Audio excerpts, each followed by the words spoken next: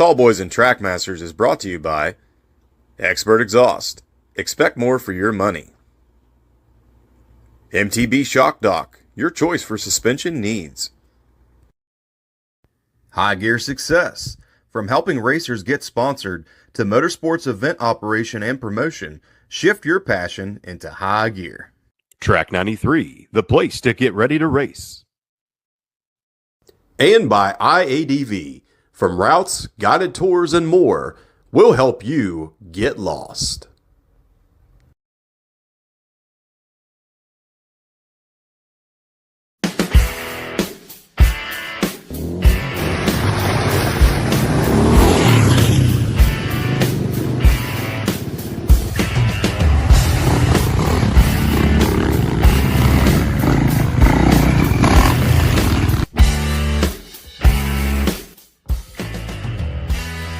Yeah, for some reason, when I see a lump, my sphincter tightens, I start to tremble, I go all sweaty.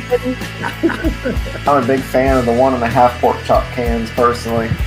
You gotta make sure you get your protein and carbohydrates all in one shot. Yep. Nice looking bike. That thing would look good with a hot fender too. Yes, it would. Yeah. Got the line. Yes, it does.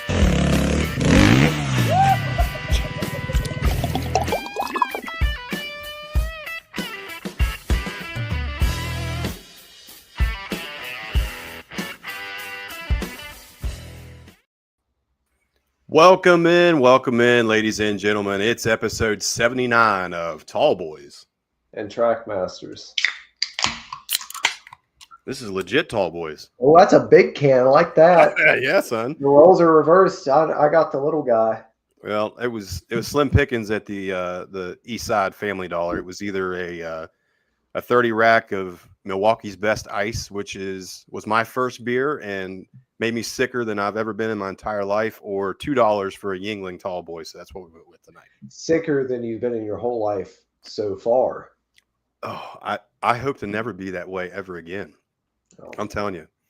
I think sorry, Mom and Dad, if you're listening, but me and my buddy Bobby were playing Hey Mister with a guy at the grocery store, and that's what he brought out, and we were pumped, and never again. Never. It was awful. Ugh.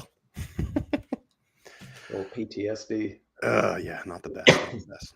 Well, we appreciate everybody coming in tonight for episode 79. Got kind of a unique setup that we'll get into here momentarily, but I think some people may have been kind of wondering why we didn't go live last week, and we had something happen.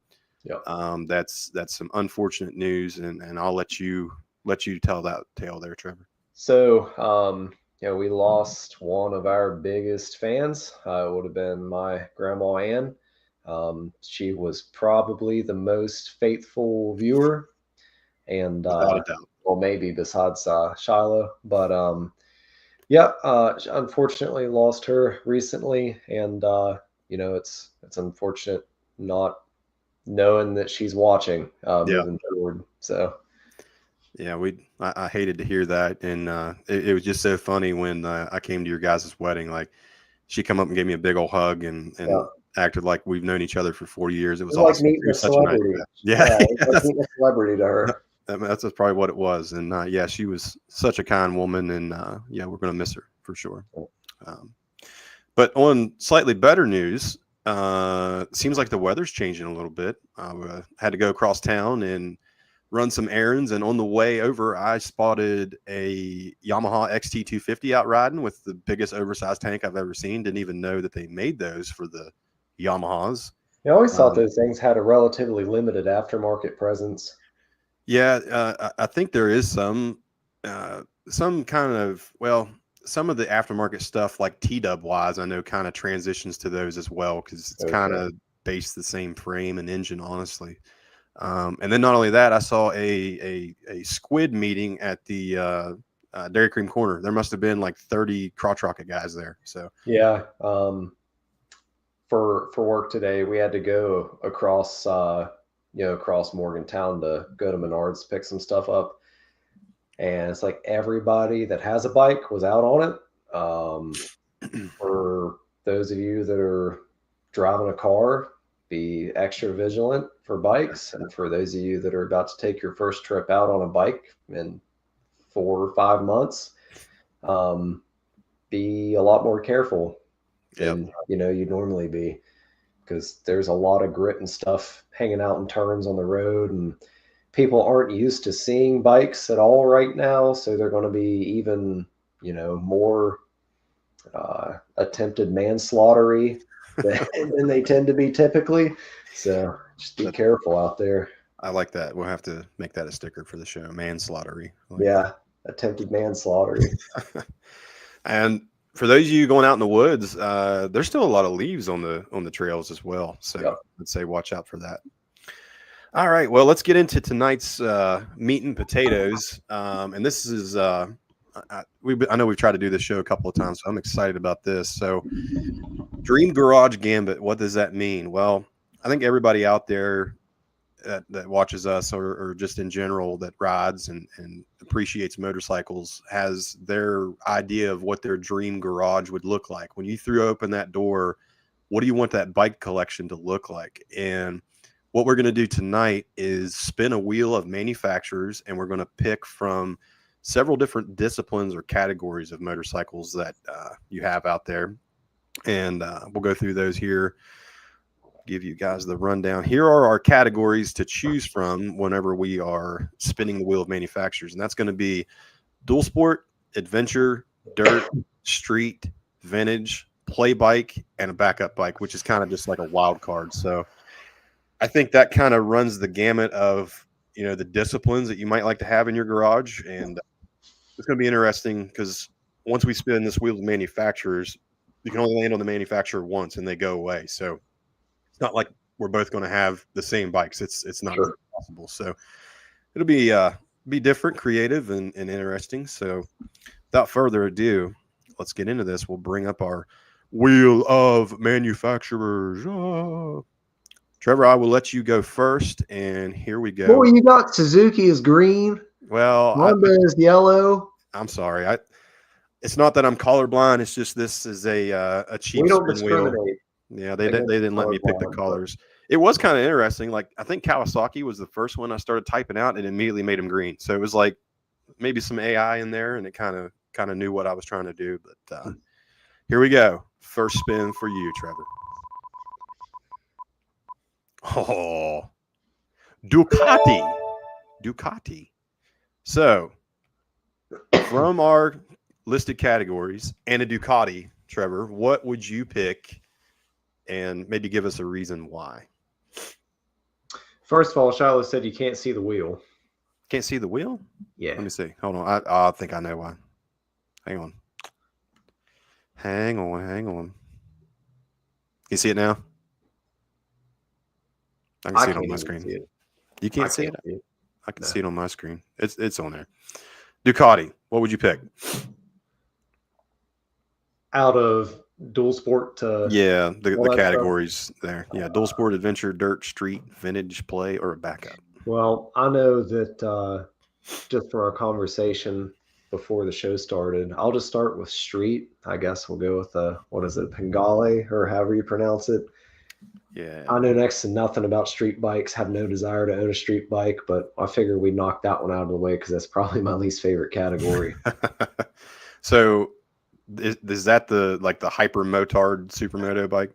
No, actually, I think it's more of like I don't want to say crotch rocket, but that's what comes to mind. I can't think of the name of their 100 horsepower hyper motard machine.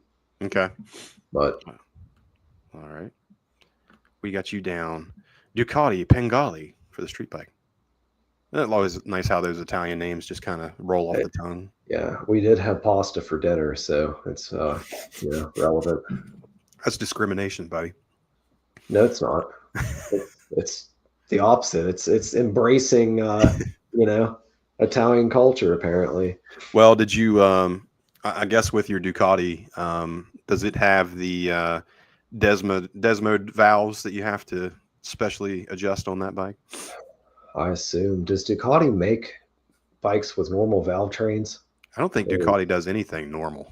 No, they don't. I will say though, the Ducati 450 motocross bikes, that Desmo system is pretty quiet because I don't think there's valve springs. I think that's kind of the whole point, is it's using, Yeah.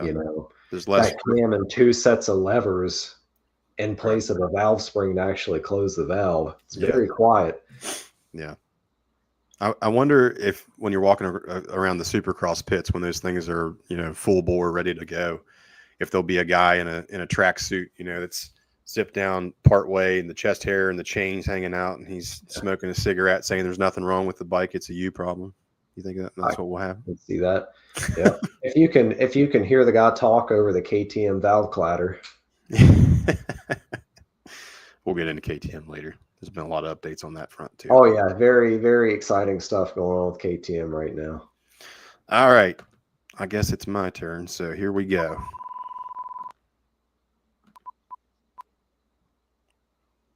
Oh, Suzuki.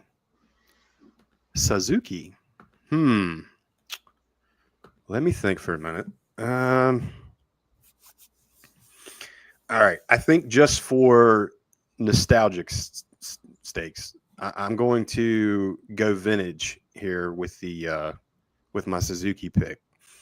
And the reason I say that is my mom had a Suzuki GT 185 when I was growing up, and this thing was an electric start 2-stroke twin cylinder.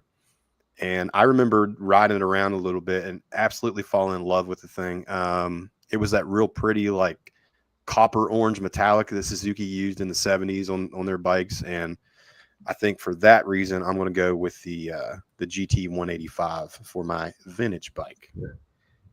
I just pulled up a picture of that on my phone. That's a very classic looking machine. Like, that's the exact silhouette that most people would picture when you start talking about like old school street trackers and stuff like that. Oh yeah. Well, I'll let our bottom thing pick. But yeah, man, I've actually had a lot of old school vintage Suzukis in my life now that we think about it. My first bike ever was a 1975 Suzuki TS75, which was a predecessor of the DS80, I guess you could say. And that thing was really cool.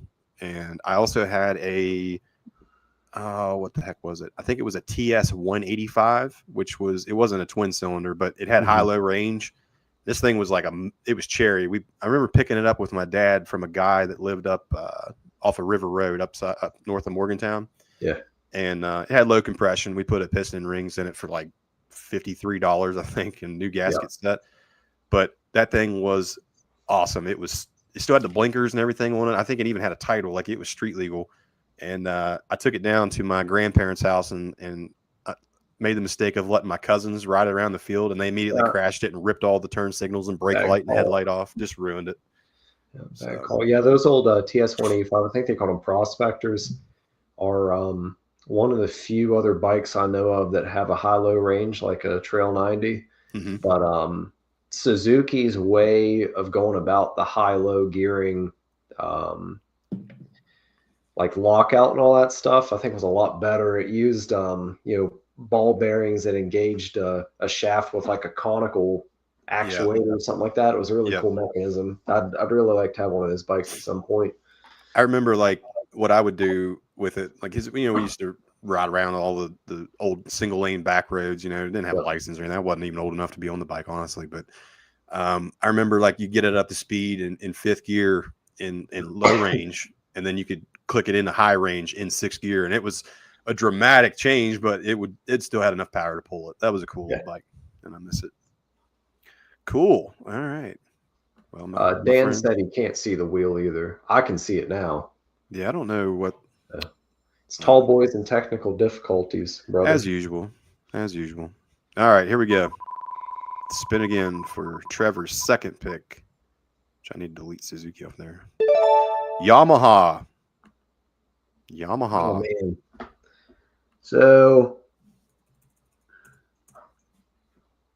I was hoping to land on Yamaha for ADV, but also I might go do vintage.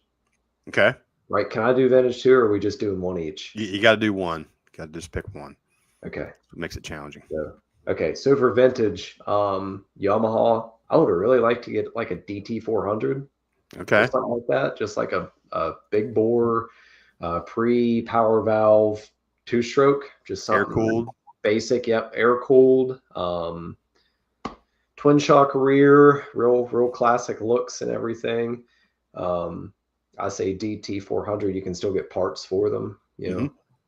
relatively easily. Uh, but yeah, I'd like to pick one of those up, in the near future if possible.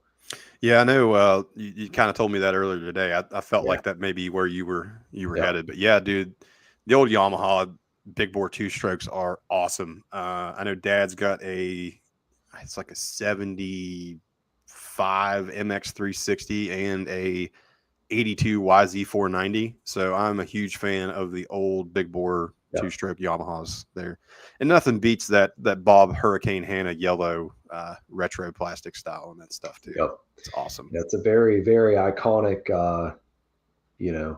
silhouette, color scheme, the whole 9 yards, man. They just look cool.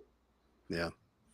I know that thing would look awesome with a set of the old school Yokohama Super Diggers on it front and rear, if you could still find a set of those. If. Yeah, big if. Yeah, I'd have to, when I got one, I'd have to try to source a set of vintage style, like tread pattern tires for it. Yeah. You got to go old school too, with like the leathers and the Yamaha long sleeve T-shirt and the open face helmet. I do have an open face helmet that's got the it's from Bell. It's got the Toyota Heritage stripe colors. I remember like you telling me orange, that. Yellow. Oh, Yeah. dude, I love it. If I could buy a full face helmet like a Bell MX-9 with that color scheme, I'd be all about it. But that would be cool. All right. Next up is my turn. Let's see what we land on. Oh, no. No. Brother. Oh, man. I had to put him on here, but I'm just not a Harley guy at all. I'm going to have to think on this for a minute.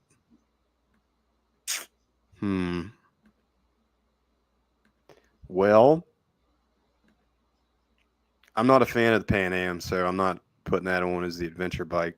actually, have you've seen one in person, right? Yeah, I have. I've actually sat on one or two in my time. They're even bigger than I thought they were. They're huge. I saw one in traffic and I was shocked at just how large of a bike it was. It's like riding a single wide trailer. Yeah. Yeah. It's like a Jeep Wrangler, a two-door Jeep Wrangler that you sit in the center of. Like it's ridiculous. Oh man. This is tough. I think just to appease all my hog cranking brothers out there, I think I would probably I'm going to pick Harley for street, and I'll go with, I don't even remember. It's like one of the 883s. I did kind of like that. Like out of all the Harleys, that's probably my, I want to say favorite one, but the one that I would probably ride is like the 883 Iron or whatever. Yeah. We'll just put that. That's what I'd pick. 883. I know so little about Harleys outside of like their ventures into developing a motocross bike back in the day. Yeah. Now I will say, man, we're seeing a lot of dirtsters now. So the sportsters that are converted to dirt, for those not in the know. I know there's a guy that I follow on Instagram. I think his name's Tyler Valentine.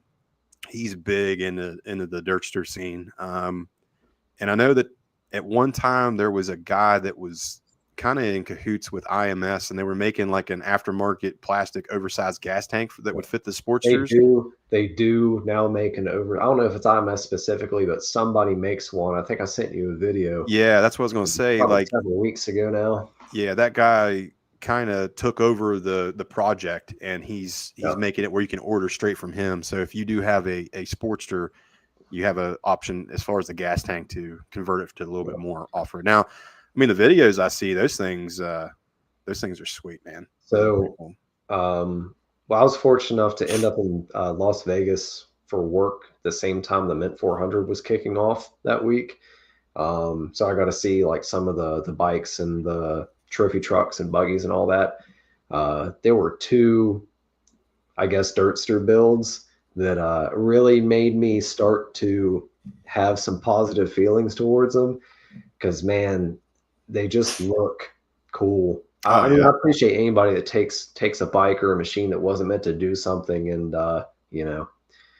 makes it do that. Yeah. But they look super cool. I know that every year they do the Vegas to Barstow ride, or Barstow to Vegas, whatever it is. Yeah.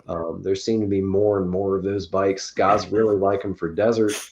And if you think about it, they're pretty much of the same pedigree as like the old desert sled builds. Yeah. Like, a heavier bike just plowing through, sand, scrub, stuff like that. So yeah, I think they're pretty interesting. Yeah, I could see that those definitely being successful out in the desert and that kind of rally, where you've got miles and miles of straight sections to do. And, the power and weight, I think, would be an advantage. It's not going to float around in the sand as much as a lighter bike is. Now, God forbid you drop it in the sand. It's going to be fun to pick up. But just don't do it. Yeah, the videos you see of the guys with the Sportsters, man, the Dirtsters, I mean, they're pretty impressive. So, yeah.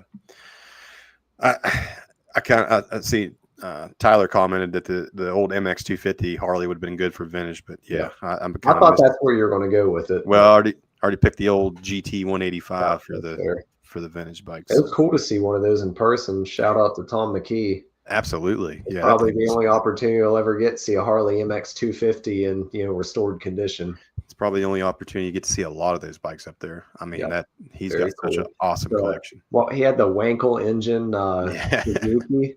The Flying Doritos. Yeah, it's got multiple sets of points that all have to be tuned properly to get it to run. And pretty wild. I think it had like 3 ignition systems on it. It was like one to start the bike, one to run the bike, and one to run all the electronics on the bike. That sounds like a nightmare. That was the bike that Suzuki lost their ass on every time they sold one. All right, here we go, Mr. Trevor. No whammy, no whammy, no whammy, no whammy. Ooh, Sherco.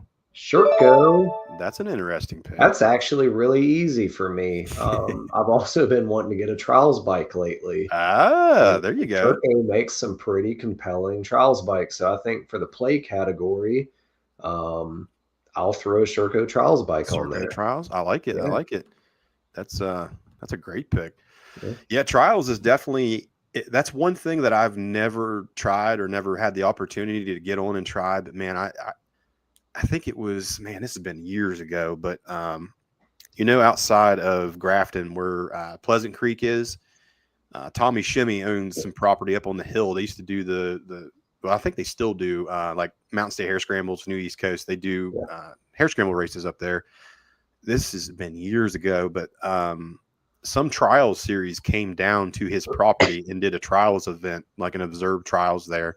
Yeah. And I remember going up and watching that and just being absolutely in amazement of what those guys can do on those bikes. And, they weren't like, super high level pro guys, but not they like were Tony dominant. Ho, but no, nothing like that. But who won that entire event was a 12-year-old kid, and he just dominated, like no dabs.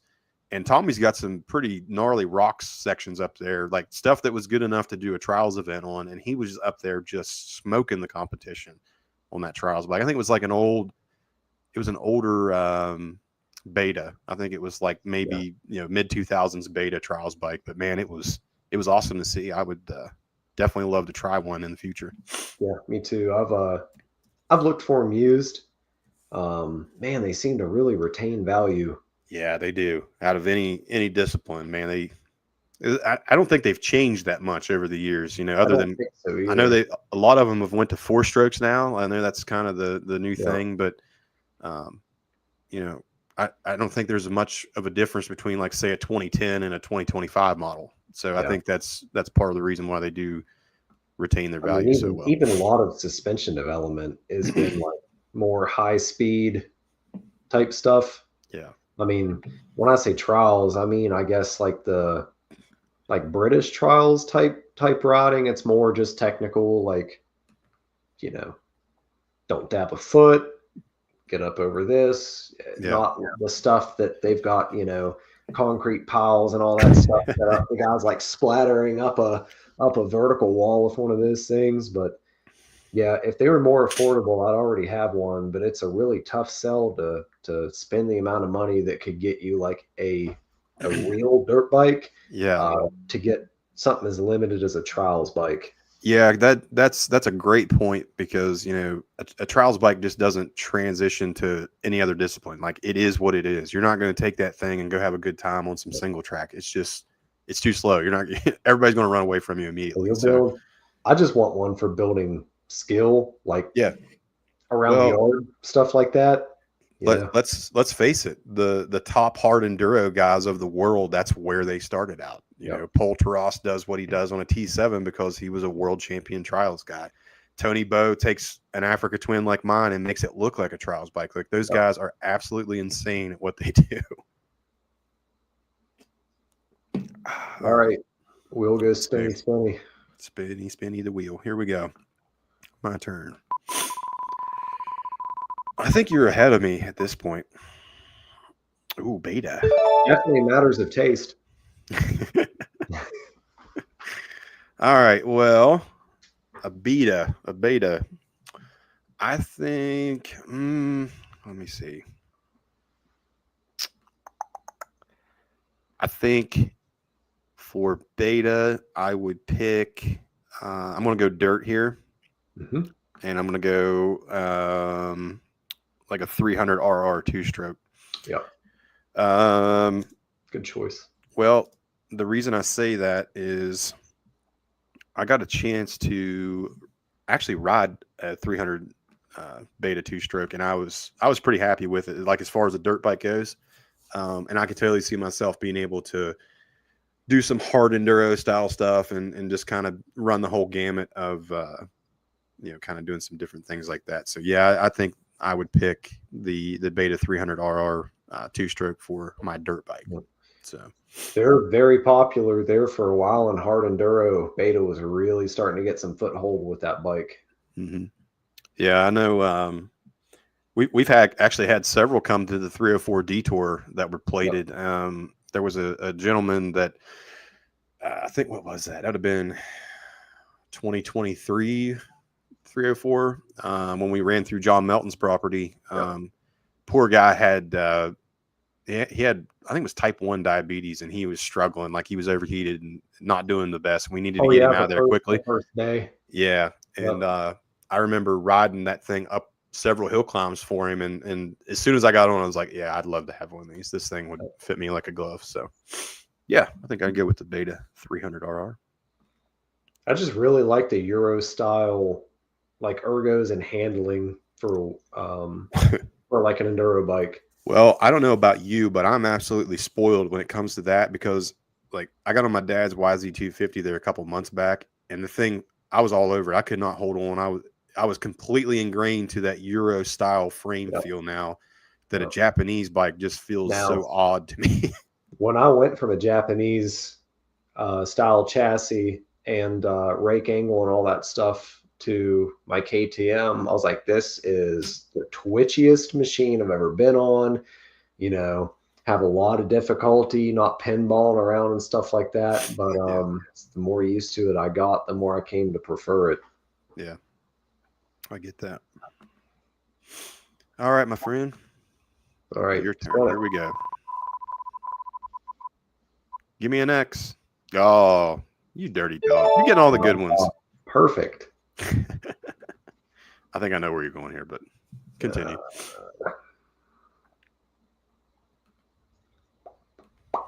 So I haven't picked. Man, this is one that can span multiple categories. The Restructure Bros. Yeah. The Pierre Immobility Group. The Pierre Insolvency Group. I don't know. I'll just go ahead and go dual sport. KTM 500 EXC's probably become like the most ubiquitous hardcore dual sport. Mm-hmm. There's guys that have logged a lot of miles on those thumpers and done a lot of serious trips, and it's all went well. I'm really content with my 350 overall until it's time to hit like open sections of highway. Then it really falls flat. I do prefer my 350 in the woods to a 500. But if this is a pie in the sky dream garage where I can have whatever, I'd probably just throw one of those in there. And all right, would it be the KTM or would it be a Husky or gas version of that? I think I'm going to go with the orange version. Just for the PDS? I do prefer PDS for the woods. Yeah. Because PDS has never put me over the handlebars because the shock linkage hung up on a log. So, I mean, I'm not a good enough rider to be able to really tell the difference between PDS and linkage. I know there's guys out there that absolutely can. The same guys that say that they can tell the difference in chassis stiffness from new to 10 hours or something like that. But I mean, I like PDS. It's less maintenance. It's a pretty simple system. It's really nice just having a completely flat, belly on a bike, especially going through the woods. Yeah. Personally, obviously, I like that pick because I have a 500 DXC, but I am surprised a little bit that you picked the 500 over the 350, but I kind of get where you're coming from there. It's and that's coming from a guy that had a Beta 500 for a little while. Yeah. If it's all like dream, I got rid of the Beta because it made it too easy to go fast. I was going down the backside of Valley Falls and I was trying to show my buddy around who'd recently bought a dual sport bike. I was like, where is he? I kept looking in my mirror. I'd stop and I felt like I was just kind of keeping a moderate pace. I looked down at the speedo and it's read out like 65 or something like that. And took it home, washed it, put a drop cloth over it, and posted the sale ad not long after. And Shiloh can, confirm that story. It made it too easy to go fast. But I get you. If I would have a 500, there's so many different ECU options and stuff now that you can really go from mild to wild. You can tone it down to make it a lot more usable in the woods with traction control and things like that. The Beta just didn't have that. I didn't want to spend the money to try to make it do that. Yeah, I get it.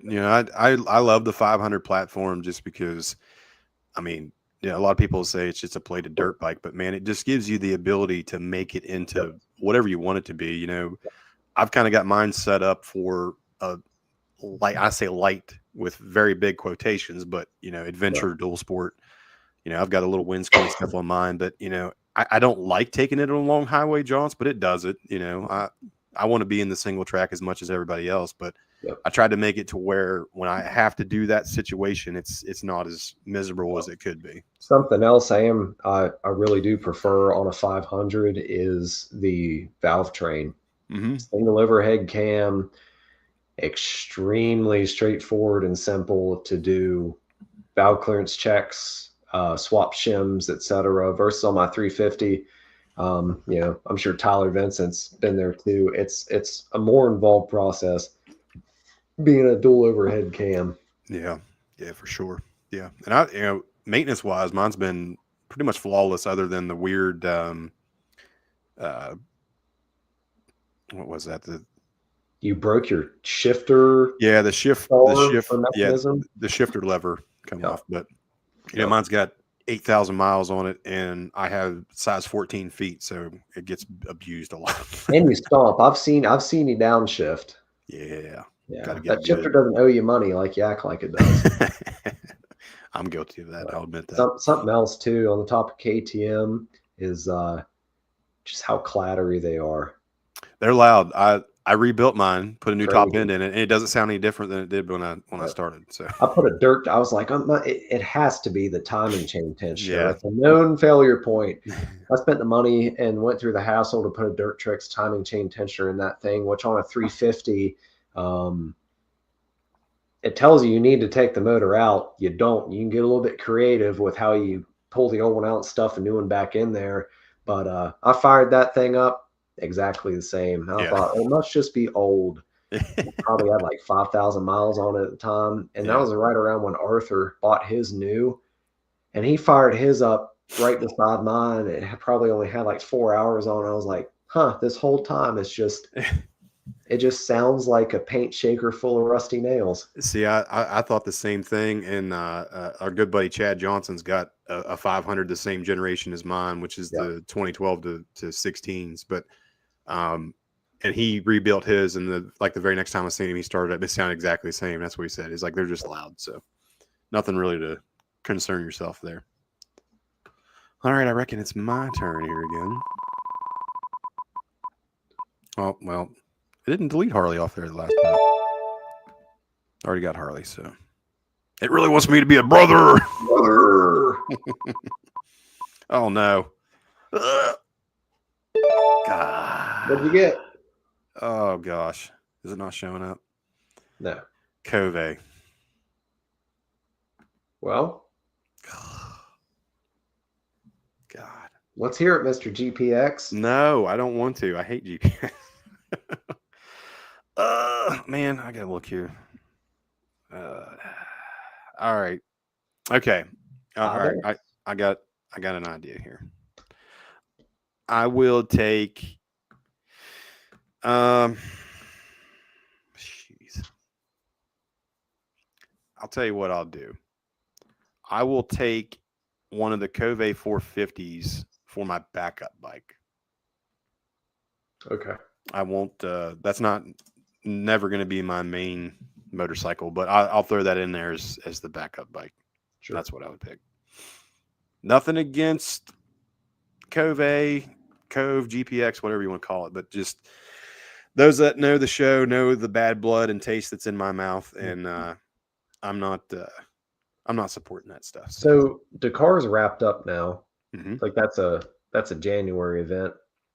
Yep. I did not hear near the amount of buzz around Cove this year than I had. Was it 2024 was when they had their big entry? Who'd they have running for them?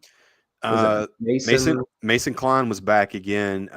And Cove did not have a good Dakar this time. Now crankshafts aren't meant to be a consumable, and that comes from a guy who owns a KTM. Yeah, that thing pretty well locked up about halfway through the Dakar. Yep. I know they had some of their other guys like from China, and I mean maybe top 100, but nobody was in real contention other than Mason Klein. And we talked about this, kind of doing our Dakar updates, that one has to think that, Mason's kind of run his course with Cove and done all that he can do for him.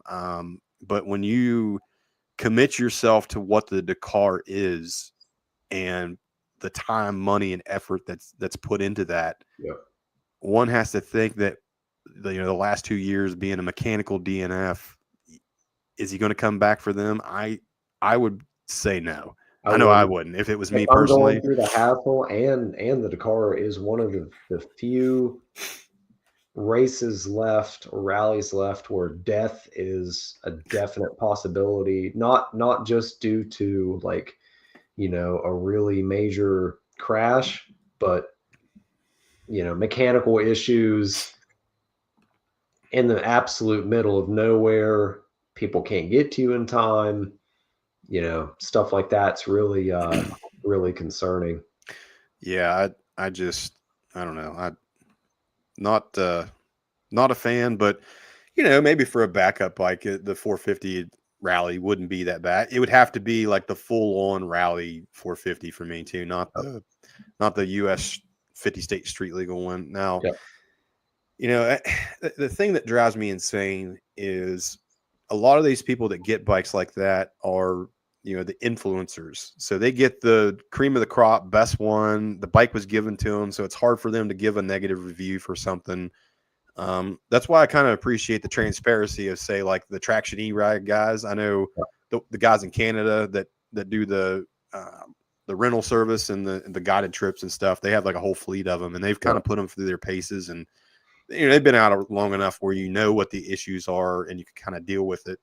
Unlike I was with the 450 GPX, where I was the guinea pig and had to figure everything out that was bad with it. So, make a good backup bike. About it on a previous episode too, when the Cove 450 started launching or whatever.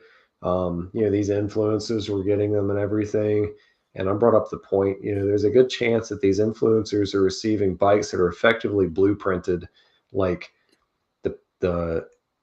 they know that this is an engine where everything is like right in the mid-range of spec. The tolerance stack up is ideal. This, that, the other. There's additional attention paid to the fit and finish. More of the suspension components get deburred, because I know there was an issue at launch where guys were draining their fork oil and it was full of metal shavings. So that's not very fun. But yeah, I have no evidence to support it, but it was just a thought in my mind that these big name YouTube influencers, et cetera, were getting bikes that were a cut above what you or I would get as a consumer. Yeah, they weren't made on Friday before the Chinese New Year, No. All right. Can you see the screen now? I can. All right. I think I just had it on the wrong setting here. All right, here we go. Oh, that's interesting. Triumph. That's a good one. I think you're going to win the garage at the end of the show here, but what would you pick for Triumph, my friend? Triumph. Dirt. I'll take one of their new dirt bikes. Oh, okay. You want the 250 or the 450? I don't weigh that much. I'll take a 250. Okay. Right. I don't know if I can hang on to a 450.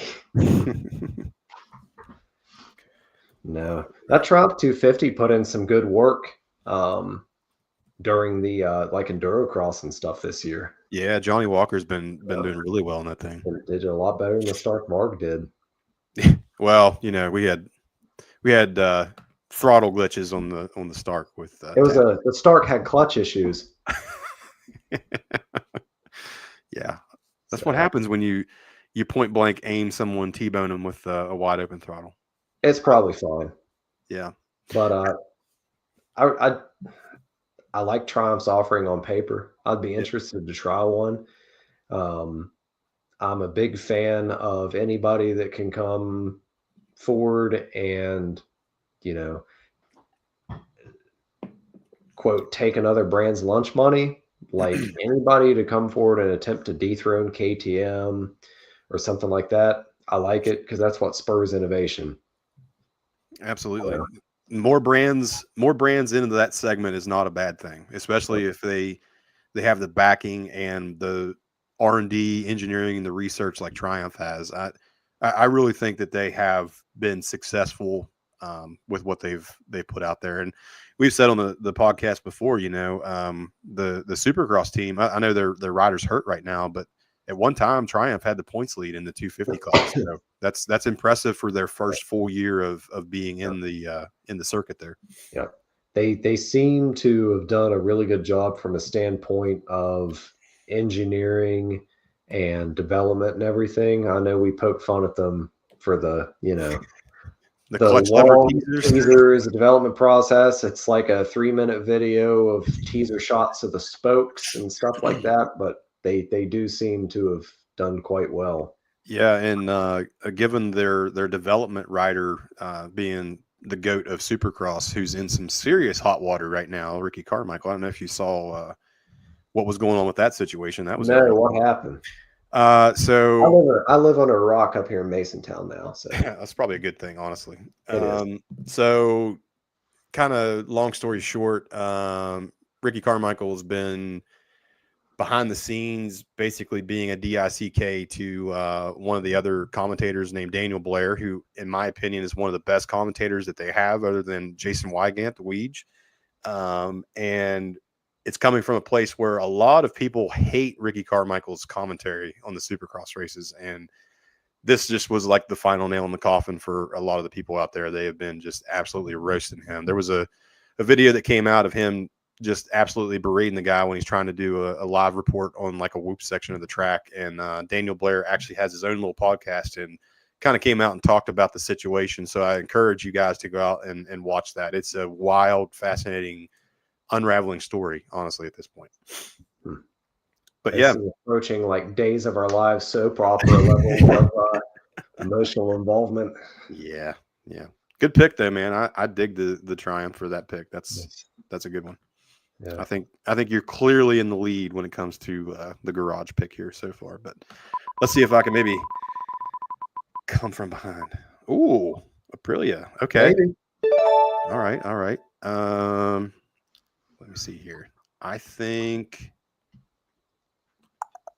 yeah, you know what? For my pick for adventure bike, I'll take one of the Touareg 660s. That's what I thought you were going to do. Yeah, I would own one of those in a heartbeat. I know good friend of the show, Mr. Greg Blakey, just picked up one of those. Chad Johnson had one that I rode a good bit. I've rode Tyler Vincent's Aprilia. Huge fan. I think, honestly, out of every single one of the so-called middleweight adventure bikes, I like the Aprilia the best. I've tried a T7 multiple times. It's just too top heavy for me. I don't like it. The KTM 790 and 890s with the camshaft issues turns me away there. I've rode some of the Triumph 900, like the Tigers with the triple cylinder. They're kind of odd and make a lot of power up high, but kind of lack that grunt down low. So, yeah, I would take a Touareg 660 for my adventure bike. I'm happy with that choice, honestly. Yeah, I think that's a good call. Yeah, it's probably the best bike I got on the list so far, honestly. Don't trip over that bar. It's about shin high right now. So. No, but I really like the idea of a Touareg. It's different and unique, but you're not really sacrificing, like, I don't want to bring Cove back into it, but like you're making some sacrifices to have that bike. Yeah. With a Touareg, you're really getting something. Yeah, it's different enough, but still, like, the dealer network's there, the aftermarket's there, the parts availability is there, which is kind of surprising, honestly, given Aprilia's track record, because they weren't really known for reliability or dealer network and that kind of thing. I know they killed it back in the day with their 450 motocross bike. Yeah. Yeah, I've got a lot of firsthand experience with that thing. Cool machine. I mean, they killed Aprilia's own hopes and dreams of continuing in that circuit. Yeah, that was a fire-breathing paperweight, I would say. But yeah, I'm happy with that. So let's move on to your next pick, my friend. Kind of getting down to the nitty-gritty. I do need to take KTM. ATM Husky gas. And Beta needs to be Moto Marini.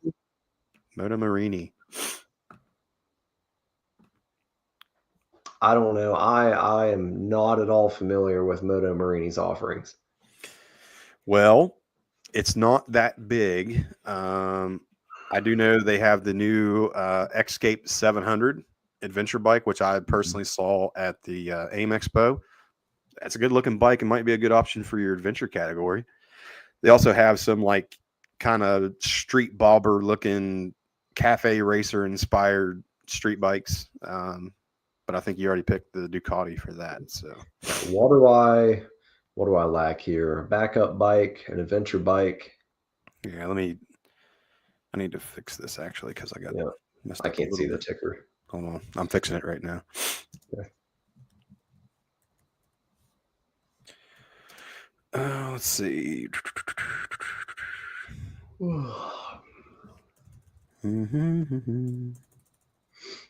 right, I think I got it fixed here now. Let me save that, and then I'll scroll across the bottom. So, you have, my friend, you have the 500 XC for your dual sport. You don't have an adventure bike yet. You have the 250 Triumph for your dirt, the Ducati Panigale for your street, DT400 play trials, Sherco trials. So you're missing backup and adventure bike. That's it. I'll put that as a backup. You want I'll take Moto Marini's adventure bike offering as a backup. Okay. So you got the because I could at least like take it to the store to get milk or something. We'll give you the new Escape 700 for that. I'd say I could take to get eggs, but not in this economy. Maybe rob the store for eggs. I like that pick, honestly. We can kind of beat around the bush all day, but let's be honest, the Moto Morini Escape is just a Kawasaki Versus 650 that has a little bit better suspension and spoked wheels. And being a former owner of a Versus 650 that took it off road and it should not have been where it was going, I would be tickled to death with another Versus that had a little bit better suspension and spoke wheels. I do like the spoke wheels, and we've talked about this in the past. My opinion, spoked wheels are an absolute must for an adventure bike that's actually going to be used off road. Yeah, I get it. All right, my turn. I think. Let's see. I've only got a couple categories left. I don't think I have a dual sport or a play bike. I think that's the only options I have left. So let's spin my wheel and see where it goes. I know we're kind of getting down to the nitty gritty here a little bit. I need to erase beta. And here we go. Yeah, not a lot left. So here we go. Oh, CF Moto. CF Moto. Let's see. Well, back up. The only thing I don't have is a dual sport and a play bike. So, that's interesting. I kind of don't want to put the new CF Moto Ibex 450 in the play bike category, but I think this new lightweight dual sport segment or adventure bike segment can also kind of transition to dual sport. I've been following a mutual guy we like on YouTube, On the Back Wheel from Australia.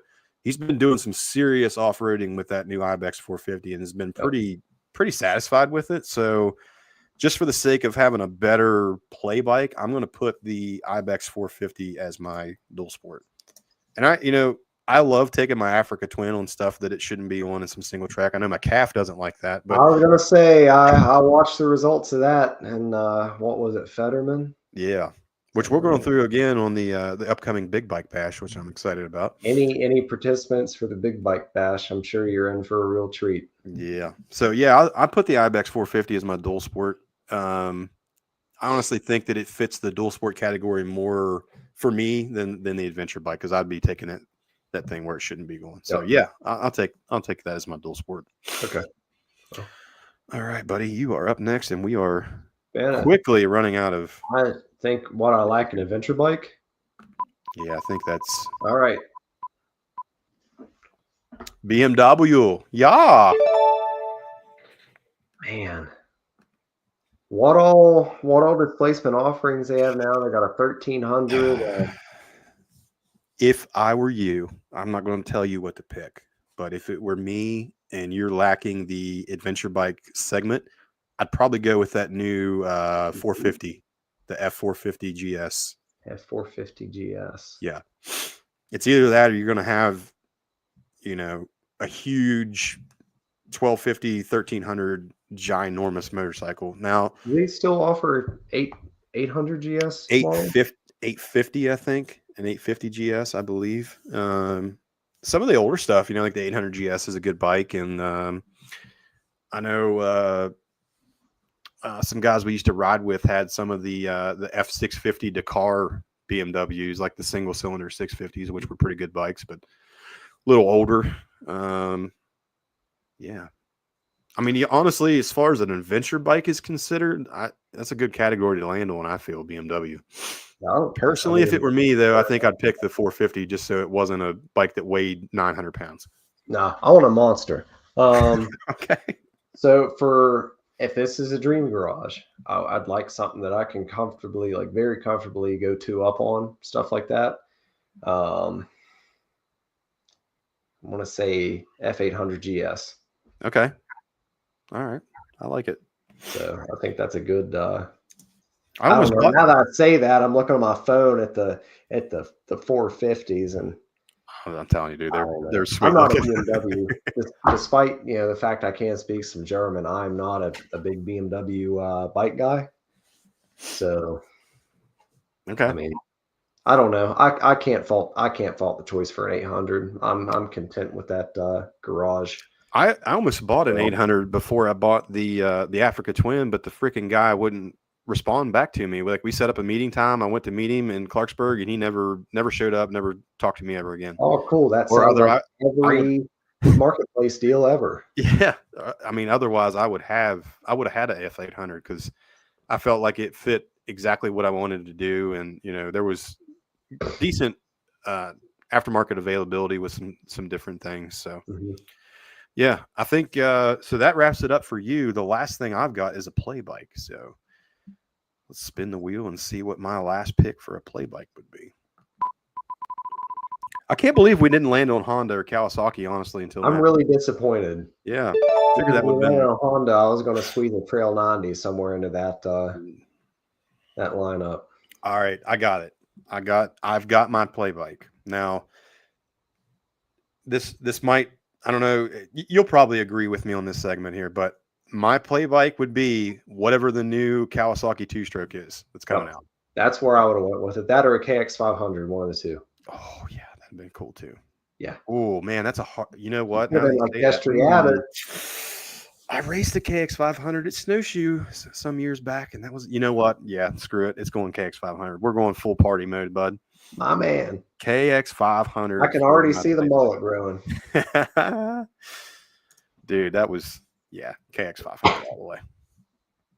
Which I'm surprised that they teased the new two-stroke, but that was it. You haven't really heard anything else about it, or the 500-ish cc adventure bike that's yet to be determined what exactly it is. So yeah, that was teased like 2 months ago.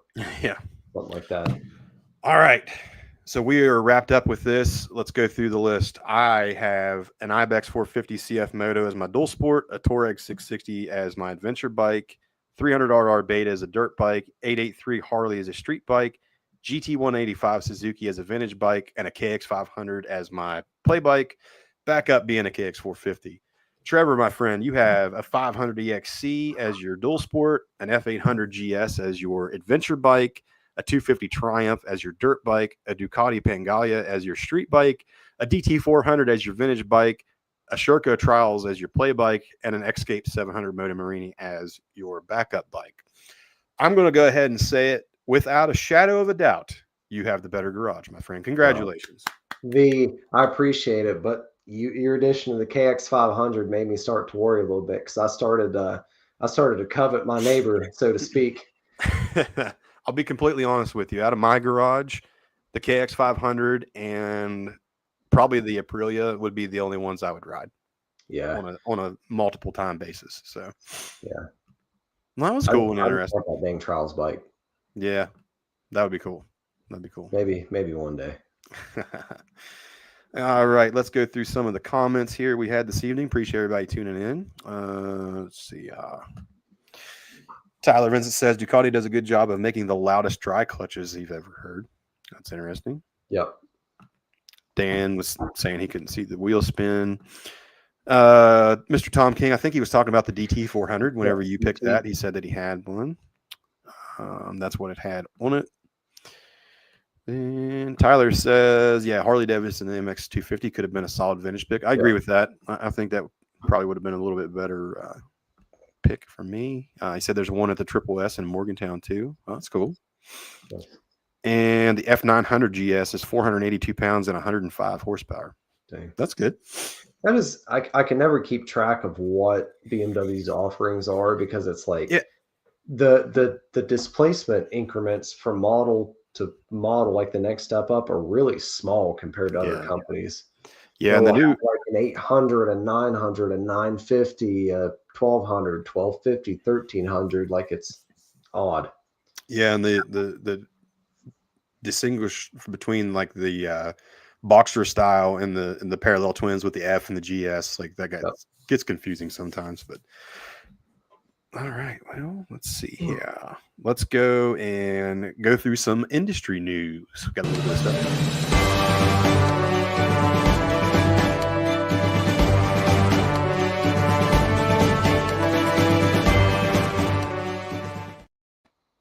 All right, ladies and gentlemen, first up, we had some history made the last couple of weeks here, and that is GNCC, for the first time ever, the XC2 Pro Lights class swept the podium. They finished first, second, and third overall over top of the XC1 Pro guys.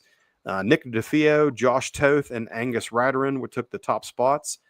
We did see the round two kind of return to a little bit of normalcy with Johnny G taking the win. Caleb Russell coming out of retirement for Yamaha, which a lot of speculation with him doing some development for a new Yamaha 350 off-road machine. And Big Kelly rounding up the podium. So Yamaha 350 dual sport. Yeah, please just put a license plate on it.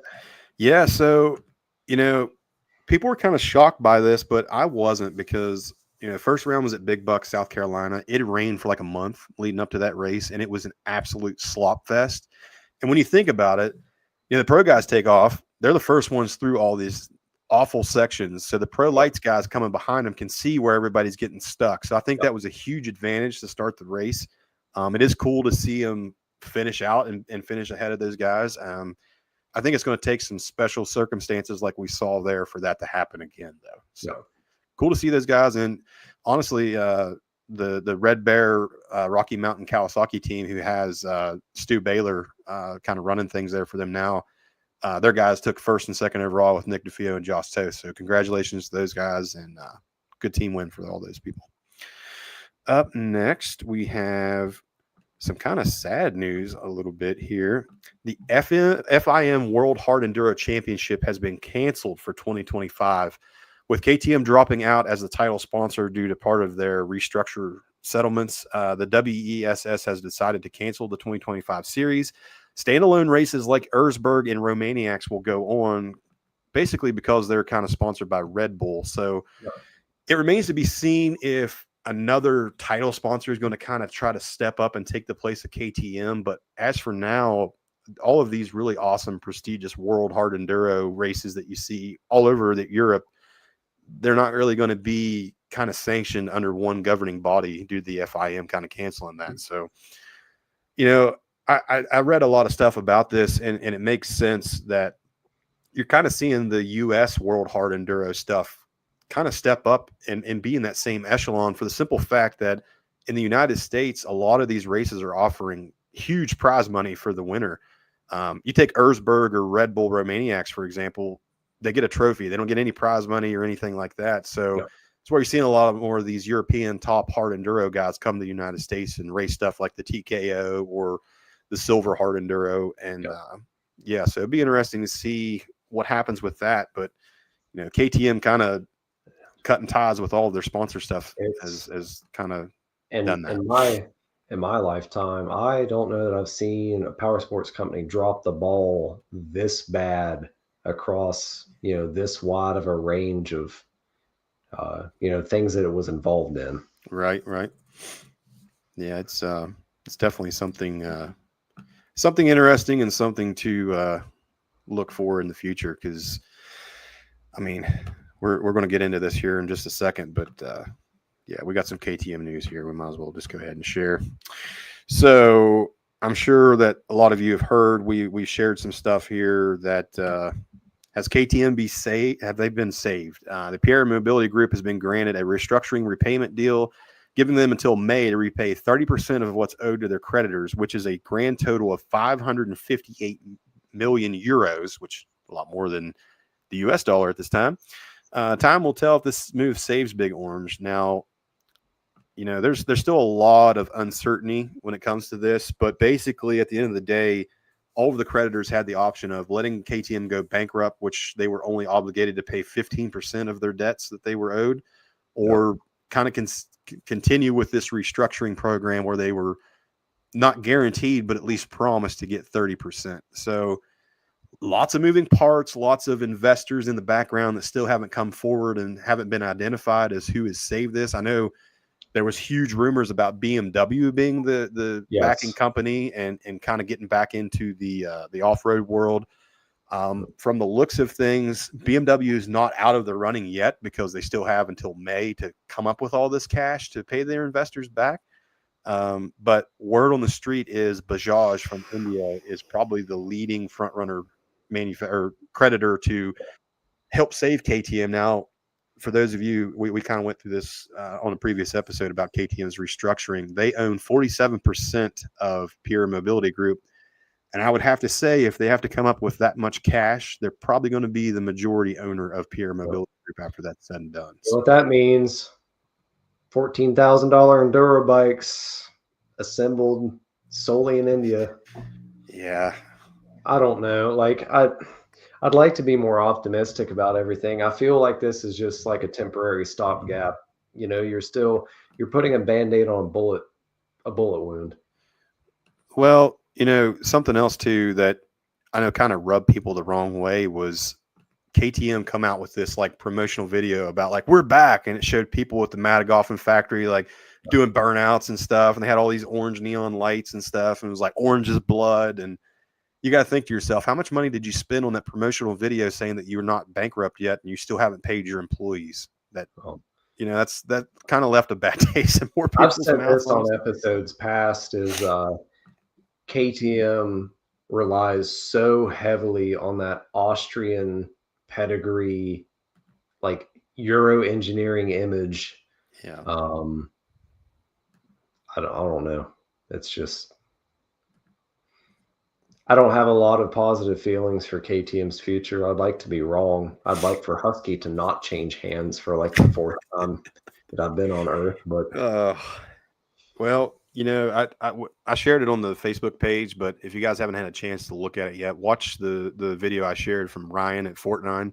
He probably does one of the best jobs of breaking down the entire situation that I've seen. But yeah, they're not out of the woods yet, man. There's still so much more that has to go into it. I know some guys were talking too that a lot of the used, or I'd say used, but the new bikes that they haven't sold yet because they haven't been allowed to.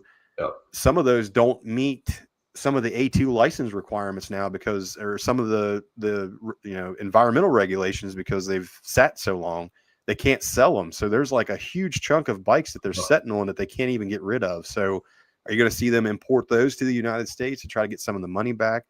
Like they have hundreds of thousands of units sitting on, you know, factory floors, dealerships that they haven't been sold. So it's just a huge, weird situation. And, you know, obviously we like our KTMs. We want to see them continue, but I don't know, man. Time will tell. I personally would be weary to buy a new KTM for the foreseeable future.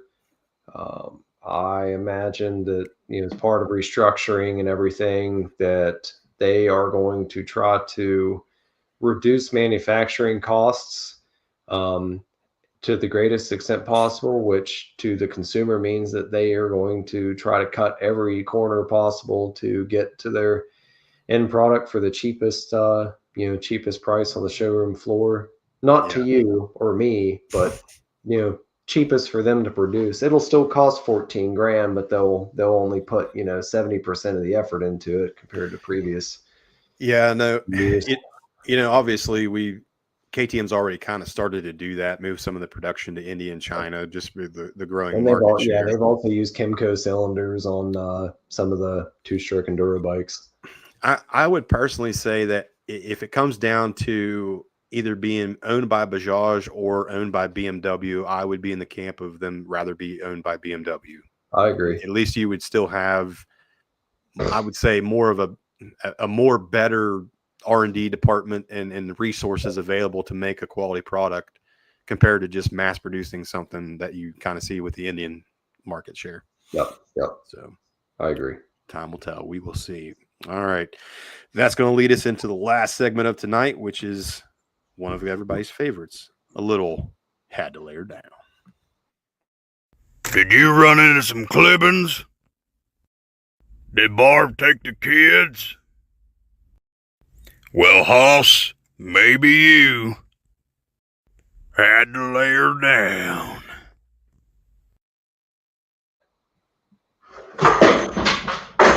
Tonight's Had to Lay Her Down features a motorcycle that apparently you're not allowed to make fun of because people kind of got hurt on the Facebook page about it. But this isn't really the motorcycle's fault. This is kind of a victim of circumstance, I would say. But we'll let this play out here. Oh, he's got 12 o'clock boys. The 300 rally is up in the air. Yeah, one of those wheelie simulators or whatever. Yeah, looks like they're trying to hand him a tall boy as he's going. I don't think these guys are. They're kind of fly by night because. Oh Jesus! Old boy had the counterweight though. No, I remember seeing this video. If you zoom in, you can see they've just got like the standard, just like a ratchet strap hook. Yeah. And that bike finally comes down enough that those hooks like slip out. That's holding the straps from keeping him from going all the way over, and then there he goes. Ugh. At least the bike didn't land directly on top of him, like right on his sternum. Yeah, that would have been a bad situation. That would have been horrific if that happened. Yeah, not good. Yeah. All right, ladies and gentlemen, that's going to wrap it up for us. We appreciate everybody tuning in tonight. Not sure what the future schedule looks like. We'll let you know as soon as we have an idea. I do know, and me and Trevor have been talking off camera. For those of you who didn't see, we are going to West Virginia Adventure Travel Day and Motorsports Day live in Charleston. We will be at the Capitol Rotunda. Got a lot of awesome guests lined up, so looking forward to doing that here towards the end of March. But we'll see what the future holds, and appreciate everybody tuning in. Thank you all. Yep. Thanks, everybody. We'll see you next time on Tall Boys and Track Masters. Take care, everybody. Later.